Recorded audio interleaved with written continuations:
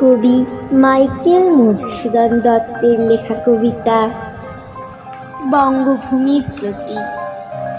রেখমা দাসের মনে এ মিনতি করি পদে, সাধিতে মনের সাধ ঘটে যদি পরমাদ।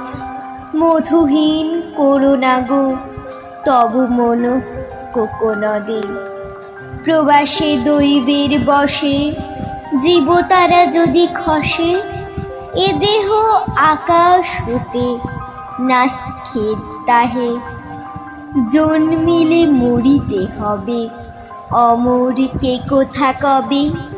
চিরস্থির কবে নীর হায় রে জীবন নদে, কিন্তু যদি রাখো মনে নাহি মা ডোরি সমনে।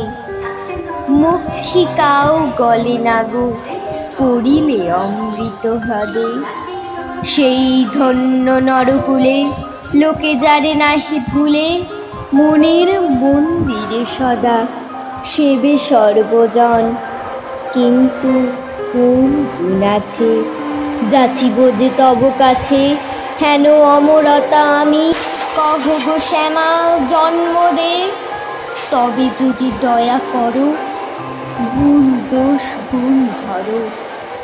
অমর করিয়া বর দেহদাসে সুবরদে, ফুটি যেন স্মৃতি জলে মানুষে মা যথা ফলে। মধুময় তামরস কি বসন্তী কি সরোবর। নমস্কার।